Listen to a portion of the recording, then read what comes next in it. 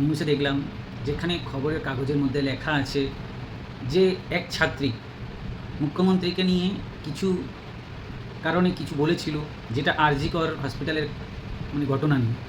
সেই মুখ্যমন্ত্রীকে নিয়ে তুলোধনা করেছিল ছাত্রীটা। তাতে এক তৃণমূল বিধায়কের খুবই খারাপ লাগে, যার কারণে কলকাতা তালতলাতে থানাতে ওই ছাত্রীর নামে অভিযোগ দায়ের করে।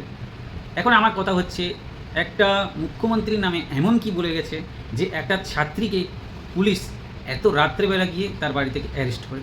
কোনো আইনে লেখা নেই যে একটা ছাত্রী, একটা মেয়ে মানুষকে রাত্রেবেলা গিয়ে অ্যারেস্ট করে। সেই ছাত্রী তো এমন বিশেষ কিছু বলেনি, আর তার কারণে এমন কিছুও হয়নি।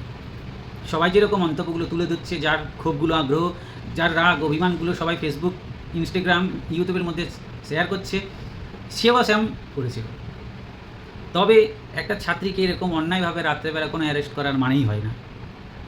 এটাই আমাদের ওয়েস্ট বেঙ্গলের সরকার, এটাই আমাদের পশ্চিমবঙ্গের পরিস্থিতি।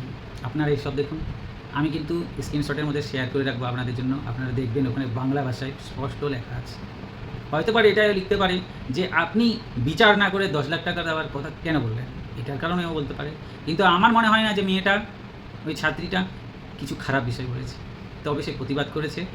তারপরে টিএমসির যে বিধায়ক কুণাল ঘোষ, তার পাশাপাশি হয়তো হবে, চোখের সামনে পেয়ে গেছে, এফআইআর করে দিয়েছে, পুলিশও গিয়ে ওনার কাজ ছেড়ে দিয়েছে। তা বলে কি একটা ছাত্রীকে এরমভাবে অ্যারেস্ট করা যায় না?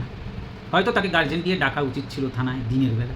রাতের বেলা এরকম কোনো সিস্টেম নেই যে একটা ছাত্রীকে এরকমভাবে থানার মধ্যে নিয়ে যাওয়া।